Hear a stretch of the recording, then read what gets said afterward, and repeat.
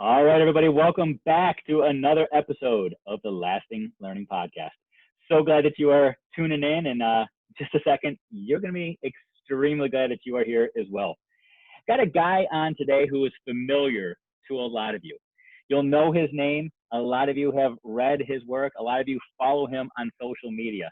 You follow his journey. You follow him everywhere.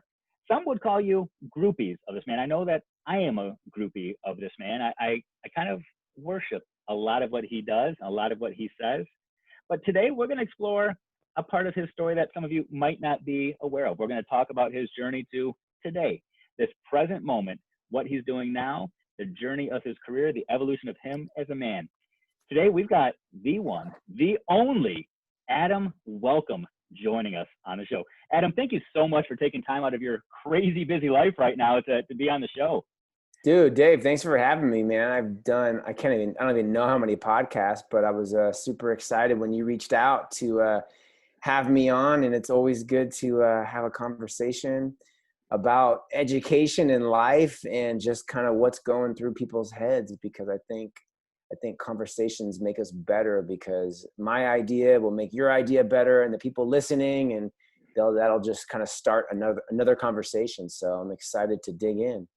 No, absolutely, man. I appreciate it. And you know what I say, I appreciate you taking time out of your busy day. And I'm going to set some context. I know podcasts are supposed to be evergreen and people aren't necessarily supposed to know when we're recording, what we're doing, so they can kind of pick this up where they go. I'm just going to set the stage. It's a Sunday evening and you are literally in the midst of a move. You are moving out of your house. Your house is completely staged. You've been moved out of your studio. We had to adjust the times of the thing because you got a lot of things going on in your world right now. People that kind of follow you online know that you're always going out for your long runs, that you're dropping truth nuggets that we all need to hear. You're preaching and advocating for kids and for teachers and all the things that we all need to hear. But a lot of people don't necessarily know what's really going on behind Adam Welcome, the man. So can you just share a little bit about that real quick? Just tell us who you are, what you're doing, and what's going on in your world today. Yeah, I think first and foremost, I have two amazing children. I have a second and a fourth grader, and they've been at home since August doing distance learning, and my wife is at work. And so I've been kind of I've been wrestling them during the day with school, and also doing a bunch of virtual speaking, consulting, and working. And then 2 weeks ago, my wife and I decided to sell our house. So we decided, and it was on the market 4 days later, and then sold a couple days later. So we're in the middle of just closing escrow. And yeah, my house is staged right now with all this furniture that's not ours. So we're in our house, but I would say it's not really our house anymore. And I did go for a long run this morning because Sunday, it's my church of long run is the Sunday long run with my family. My kids ride their bikes, and my wife and I run. It's a great family activity that we do. So that's kind of just what's happening right now in California where I live. It's sweet. I mean, just even setting that stage for us, I think people can appreciate your world as a dad right now. I mean, you are going through what so many of us are going through, a dad of kids in COVID, where you are parent, teacher, you are husband, your principal, your support, you're like balancing all of the things right now, which people don't necessarily think that about Adam Welcome. I know there are some people that think Adam Welcome, man, that guy goes out and he just runs for days. His streets are paved with gold. He doesn't struggle with life at all. But you made this decision to sell your house, and now you're dealing with all the stress that goes along with that as well. And your world has kind of been changed a little bit throughout COVID. For the last 8 months, Adam Welcome, as we know him, has gone through kind of an evolution as well. Can you unpack that a little bit for us? What's going on in your world? Yeah, I would say the biggest piece, the hardest part, other than COVID, actually harder than COVID, is in California. All the wildfires that we've had, there was literally like for 2 months, the air quality was unhealthy. And there was 10 days when we really couldn't even leave our house. That has been harder than COVID, just the getting outside piece. But yeah, to your bigger question, I used to travel twice a week for the last 3 years, all over the country, speaking, consulting, working with school districts, keynoting, technology conferences. And I have not been on an airplane since March 13th. And it's weird because I used to go to my Delta app every single day just to look at flights that were being booked for me and upgrades and where was I going. And it's been hard, obviously, from like a financial standpoint. It's just been an adjustment, but it's the bigger pieces. People, we were talking before we came on, Dave. People go, "Oh, I want to do what you do. I want to travel and talk, and oh my gosh, hotels, and it looks so much like fun." And I'm gonna tell you, it is fun, and it's great meeting people and speaking and spreading the message and helping people become better teachers and better leaders and to think differently and to maybe boost their confidence and give them a nugget. But I would say it's actually harder than it is fun, because you're jumping time zones. You're in 5 states in 5 days and 3 time zones, and you're getting 2 hours of sleep a night for 3 nights in a row because you have late flights. And I'm not complaining. I'm just painting the picture of what life on the road was like. And it's been an adjustment being at home. But I'm going to tell you, my marriage is better with my wife. It was not bad before. It was awesome. My relationship with my kids is better, even better than it is.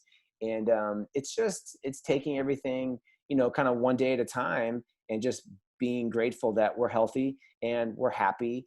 And all right, like life has thrown everybody a curveball. It just wasn't the welcome family. And a lot of people have it a lot worse than I do, than my family does. And then what's going to be next? I think that pivot is so important. And I'll tell you too, I've been speaking, I think, for 4 years full time, and enjoying it and loving it, like I said, but also knowing and realizing that I did not want to do it forever, because it's hard to be gone. Man, I had 150 flights last year, which that's a lot of time gone from home. And it's a lot of lost sleep, and it's hard on your body. And the last couple of years, I was telling my wife, I think I want to go back and be a principal.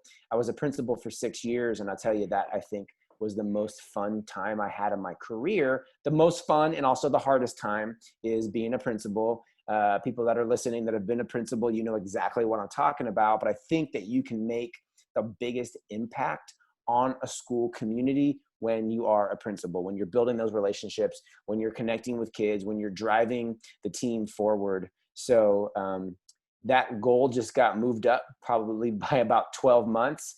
And that's what's happening for me now. I've been doing a ton of virtual speaking and consulting, and I'll hopefully still continue to do that on some level, but you just got to be able to pivot. And that's what I'm going to be doing. So yeah, it takes me to where we are now. That's sweet, man. Thanks for unpacking all that. Can I go back a little bit? I think some people are intrigued because you talk about how it's not all glitz and glamour and green rooms, when you're on the road and traveling Delta and airport to airport and living out of a suitcase. 5-6 years ago, when you were serving as a principal, working on Kids Deserve It, and before Adam Welcome was the Adam Welcome, what was the dream? What did you expect to happen from Kids Deserve It? I mean, some would argue that book is what helped launch DBC into a whole nother stratosphere. I mean, it amplified a lot of things in your world and a lot of other people's worlds. Did you see that trajectory coming? So that's a really interesting thing to think about, Dave. And I've thought about that a lot. And I didn't see any of this coming, but I knew that something was going to happen. I started writing a blog 15 years ago. I was a teacher teaching 5th grade, and I sold my car. And my goal was to live an entire year without a car. And I started a blog called cyclingteacherguy.blogspot.com. And I wrote about life riding to work. It was like a 3-mile easy ride, but then trying to date, and then trying to go to my parents' house, and then trying to get groceries. I lasted 6 months. It was really hard. Public transportation in our country is not the best unless you live in San Francisco or New York City or Chicago. And I don't. I live in the suburbs. But what that did was it started me on a journey, and then I continued blogging about education, and then I became a vice principal. And then when I was a principal is when it really started to happen. And I started blogging, and people would reach out to me and ask me questions, and they want to visit my school. And then I continued to blog more. And I knew that there was more for me that I wanted to do and that I can impact. And I just didn't know. And I think that's an important thing for people to know and realize, because I'll tell you, over the last 4 years, since Kids Deserve It has come out, it's been out 4.5 years. I talk to at least 1 or 2 people a month saying that they want to do what I'm doing. They want to write a book and what have you. And I tell them, start writing a blog and call me in 5 years. And people just don't understand the work that it takes to just develop the idea and to develop the following and the readership, and to really see if what you have is worth going after and going in a deeper position. And I wrote my first blog post 15 years ago, and you just got to be patient with it all. And I can remember the first call I had right after Kids Deserve It came out. There was like a local Google conference, and this guy who I kind of knew reached out to me and said, hey, can you keynote our conference? And again, I had been speaking for probably 5 years, not keynoting necessarily, but presenting, being on panels at like local conferences and ed tech conferences. And I said, yeah, are you going to pay me? He's like, yeah, I'll pay you $500. And I was blown away that someone was going to pay me $500 for an hour keynote. But it was then that I realized that this was maybe the thing that I wanted to do more of. And I can remember I was introduced to an agency, and I told them, I said, I don't want to travel. I don't like being gone. I'm not interested in speaking. And they kept bugging me because there were people that wanted me to come speak at their conferences, and they were going to pay me a lot of money. And my wife and I talked, and we said, okay, I think I can do this a little bit, like one every couple months. And we just kind of built it. I would, take a day and travel and take the last flight out. And then it just spiraled, and there was just so much demand. My wife and I just made a decision that we would see what I could do. And I quit my job, and it just went absolutely gangbusters. And I'm so thankful for the experiences. I've been to so many cool places around our country that I would never have seen if it wasn't for being in some random town in Kansas or Tennessee. Most people would not go there, but I had the opportunity to go work and speak with the school district and meet amazing people. And I'll be forever grateful for that. So I think it was that experience that has really rounded out my knowledge and my view of education and what it should be and what it can be. And that's why at 41 years old, I want to go back and have my own school again, because I did a lot of things right the first time around when I was a principal, but I also did a lot of things wrong. And no one's going to do everything right. But I think having that global perspective, it's like traveling. I've been all over Europe and South America, and just gives you such amazing perspective on the world and culture and languages and people that are from somewhere else, or the kind of food they eat, or the habits and traditions that they have at school or at home that they bring into school.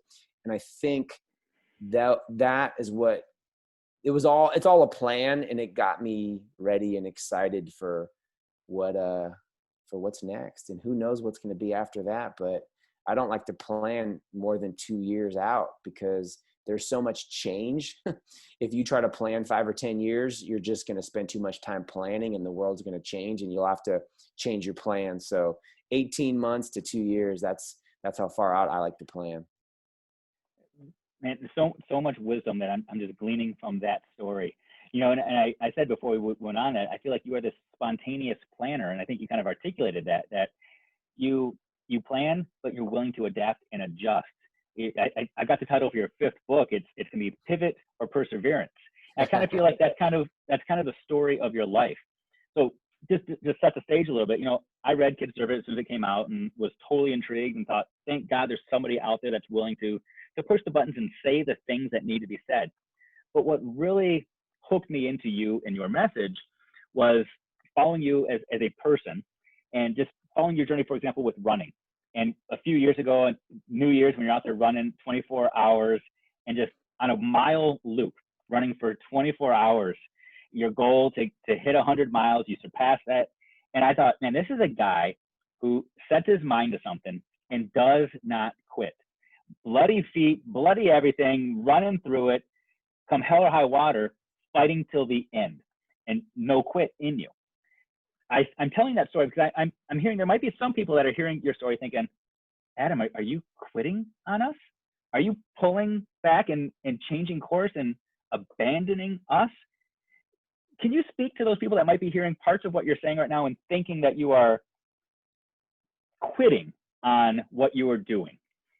Yeah, there's a book, I can't think of it.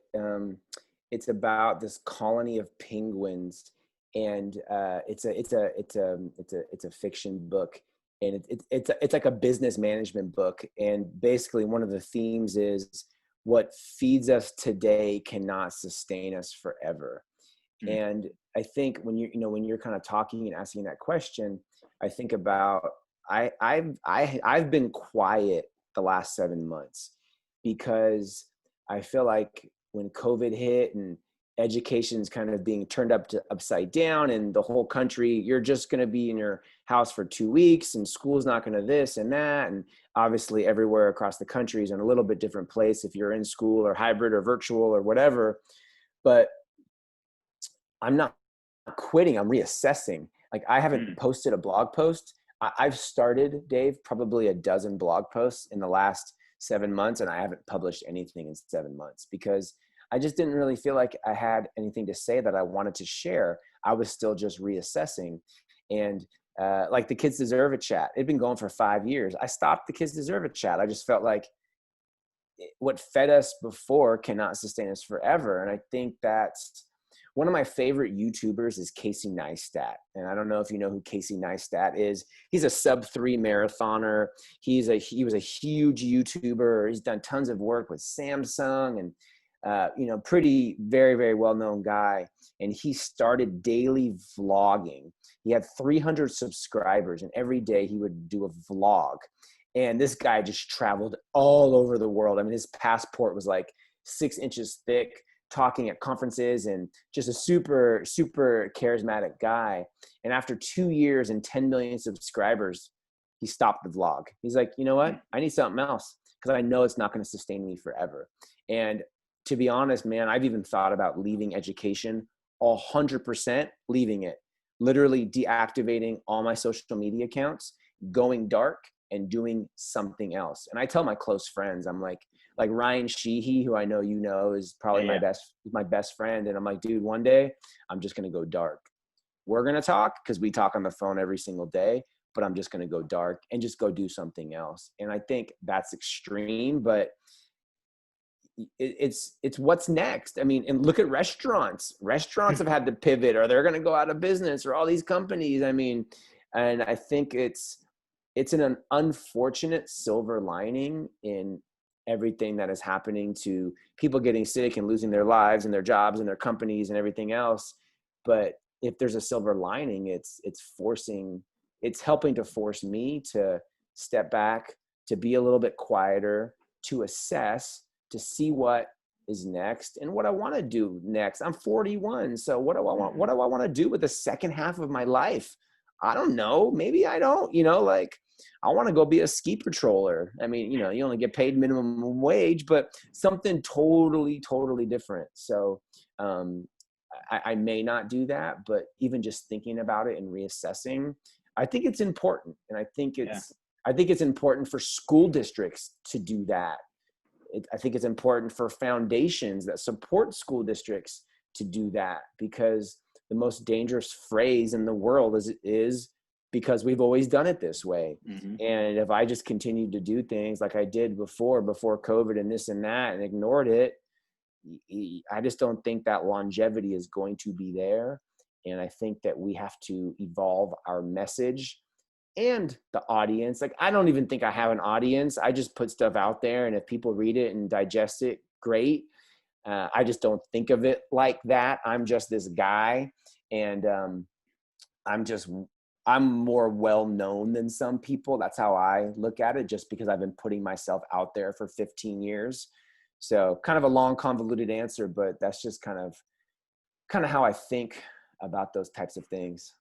Well, within that answer, I hear a guy that does a lot of introspection. You look at yourself very clearly and with a very real lens. You look in the mirror, you look on the scale, whatever metrics you use to assess your own growth and evolution.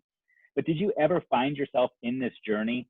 Because when you're out there on the road, I mean, I'll just be a straight shooter. You're a businessman. You do have to market yourself. You do have to go out and hustle and make deals and all that kind of stuff. It has to happen. Did you ever find yourself in that mix, losing yourself and trying to read the room, read the audience, read the message that needed to be delivered? Or were you able to somehow identify, no, this is Adam Welcome. This is who I am. This is what I believe. I'm going to stay true to my roots come hell or high water. I want people to like me, but I'm not going to say or do things just so people do like me. And that's how I've always lived my life. And I would say even more so from a business standpoint. When speaking, I have no problem, and I've done it, telling a superintendent or asking a superintendent, I'm with them and their cabinet and all their 100 principals. Why do you do it like that? That doesn't make any sense to me. Can you explain? And it opens up a conversation. And at the moment, they're uncomfortable. And yes, they're paying me a lot of money to be there. But then 2 days later, they call me and say, hey, thanks for bringing that up. I didn't realize it was something that we needed to talk about. So, and I think, to think about your question and unpack it, when anyone plays to the room, I think it's going to hurt your business. I think when you are true to yourself and you're true to your message, you're going to have a bigger and a better business, because you're going to really find the people that know that you're open and honest and this is your true self. And it can be hard to do. And especially when that was my job, was traveling and speaking. I mean, that was my income. Yes, I've written books and I make some money on my books, but that's not paying my mortgage and saving money for my kids' college. So it's, I take it seriously like anything, but I never took myself too seriously, and I still don't. And I've had this conversation with other people. Hamish Brewer is a really, really good friend of mine, and we talk all the time. And we've talked a lot about the speaking world and just, what it could do to you being out there. And he's one of the most real people that I know and that I talk to, on a monthly basis. And just keeping it real, because at the end of the day, we were probably just lucky because our message hit at the right time and we had the right amount of passion, and everything just kind of collided. It could have been 3 dozen other people, and just being thankful for that. So I always just felt like, hey, I was getting paid to just talk to people that I talked to, teachers, which was cool, because honestly, man, I would have done it for free, like if I could have afforded to. But I think part of the intrigue or the allure to Adam Welcome was that you were this guy that said the things that a lot of people were thinking but didn't have the courage to necessarily say. And I think that's what attracted people to bring you into their districts and their schools. It wasn't necessarily them saying it. You mentioned Hamish, you mentioned Ryan, two guys that lead schools and run schools and kind of travel in the same world as you do, say what they need to say and practice their truth. For the last 4 or 5 years, you've been this independent contractor where you've had the freedom to say what you want to say it how you need to say it. You're pivoting, you're transitioning, you're reevaluating now, where you're going to be a part of a system again, where you're going to be working with other people, part of a hierarchy, part of a bureaucracy. How is that gonna resonate with you, playing into a system, although you also have been working as this independent voice, independent contractor for so long?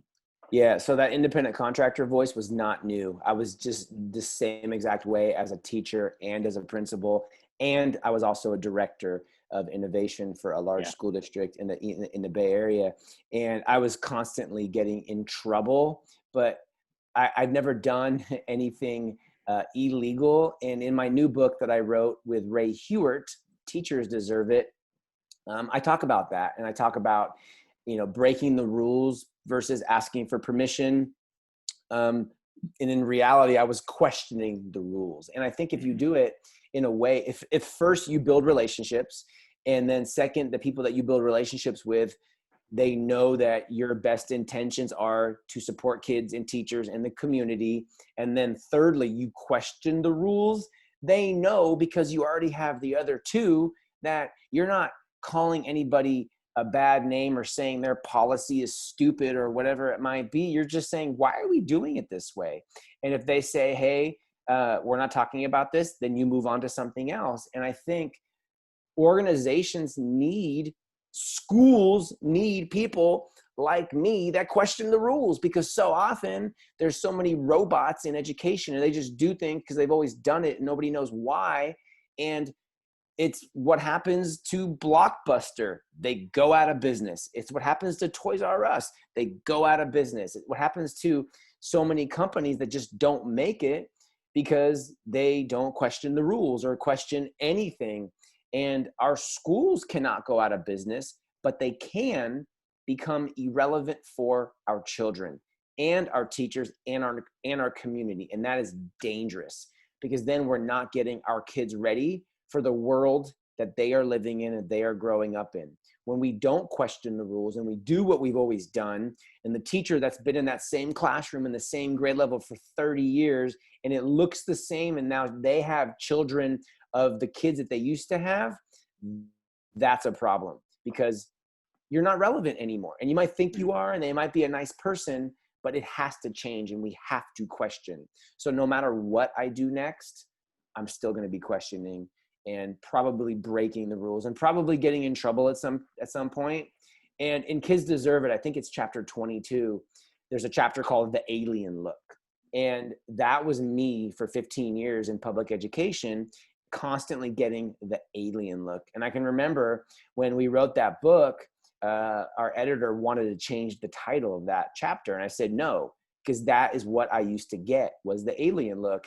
And I've gotten so many hundreds and hundreds of comments about that chapter. Like, I get the alien look too. And I'm like, I know. And I use it as a badge of honor now. And people, if you say something that's so out of the box, but it's really not, because you're a connected educator and you have a PLN and you have a friend in New York who's doing it and a friend in Texas that's doing it. So people are doing it, and you say, let's do this, and you get the alien look, they're the one with the problem, not you. And if that message is not being received, then step back, reevaluate your plan and how you move forward, because the train has left the station. And I'm a firm believer in feeding the people that are hungry and letting the other people starve. Because when you're hungry, you're going to come and you're going to find the food, or you're going to go somewhere else. And I don't think that we do that enough in education either. We make people feel too comfortable. And I know every state is a little bit different with unions and relationships and everything else, but my job is not to make you feel comfortable. My job is to support you and to encourage you, but also to push you and make you feel uncomfortable. Because if you're not growing and if you're not uncomfortable, you're not growing. There is no growth in the comfort zone. So we have to question the rules. All right, Adam, I need you need to preach directly to me right now, okay? Because I need some Adam Welcome inspiration. So let me set the stage. Dad to 4 kids, okay?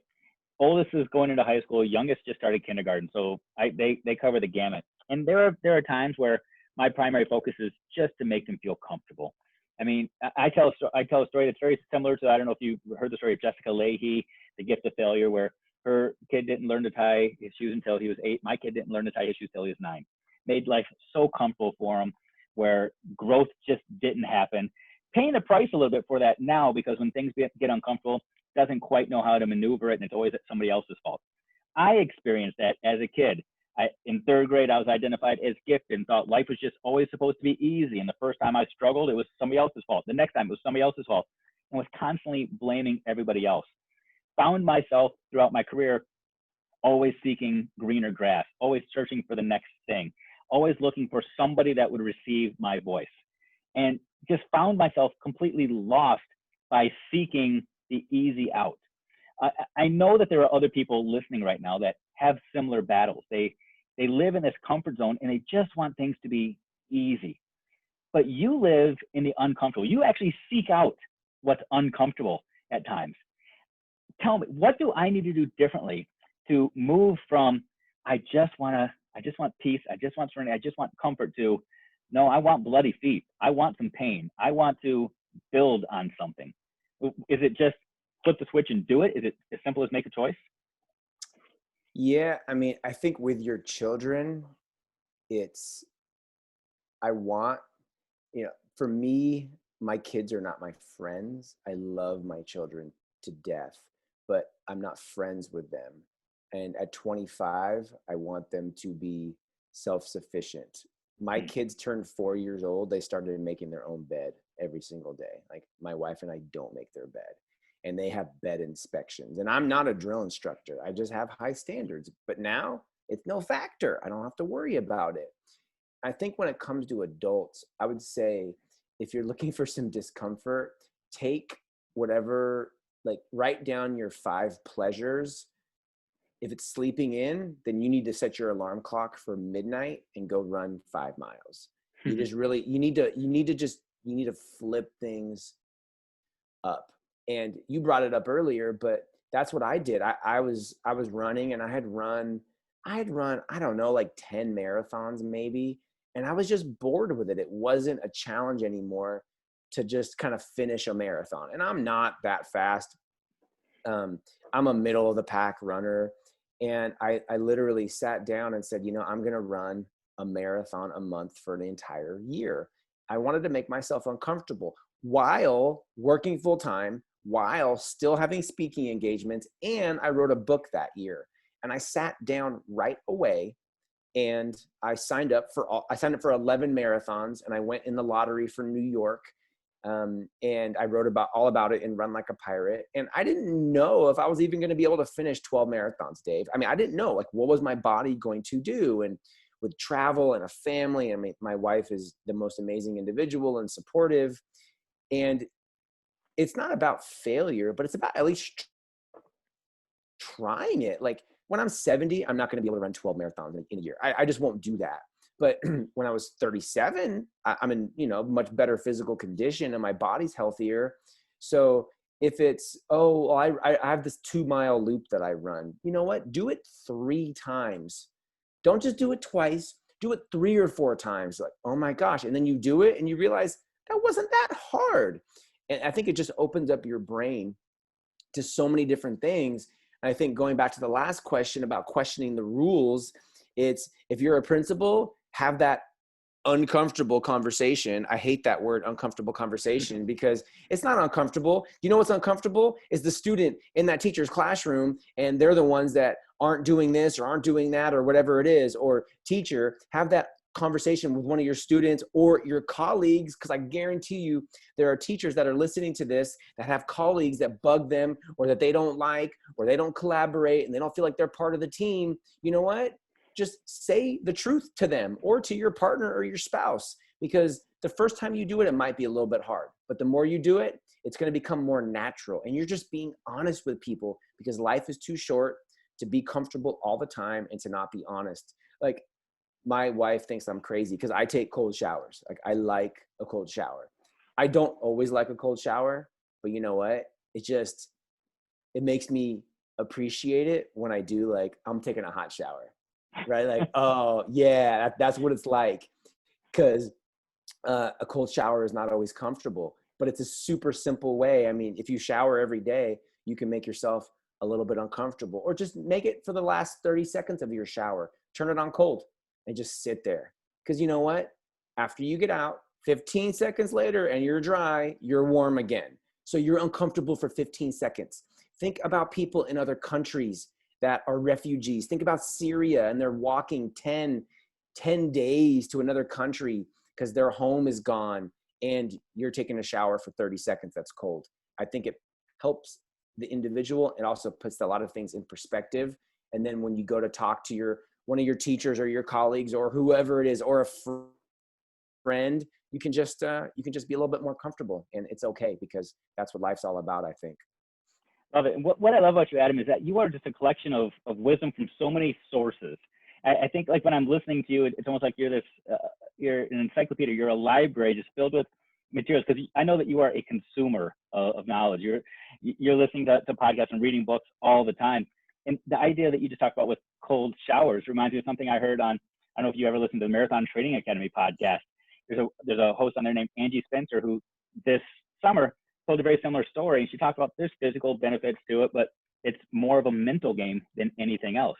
Mm-hmm. David Goggins talks, this physical specimen, but so much of it is mental. Just tell yourself you can do it and go out there and, as he would say, F and do it. Don't psych yourself out. And that's you. You're the David Goggins of education, man. You're just, oh my gosh, you want to go out there and do it. But with that, you've got to know that there will be some pain involved, right? I mean, that's your story here. Even out there on the circuit, if you will, there's pain involved with that. There is a price to pay for seeking greatness. There is a price to pay when you're out there doing what's right, saying the things that need to be said, and doing the stuff that matters most. It's not going to be easy, which is why very few people are out there doing it. What is your Go ahead. Sorry, you got a response to that. Well, go ahead. No, I mean, and it takes work. I mean, people, I'll tell you, like, the biggest example is just speaking. It's so fun speaking in front of 100 or 5,000 people. It's so fun. But I can't tell you how many people I've talked to that I'm at a conference, maybe I'm a keynote or doing a breakout or something, and they're doing a breakout session, and I'll go to their session, and they're like excited that I'm there because I want to learn too, right? To your point, mm-hmm. I'm a learner. And then afterwards, I'm very honest and open with people. I'll say, Dave, you'll come up to me and say, "Oh my God, Adam, thanks for coming to my session." And I'll say, "Oh yeah, that was good." And I'll ask you, so how many times do you practice your session before you give it? Because I'm trying to dig a little bit deeper, and I can't tell you how many people will say, "Oh, I didn't practice it."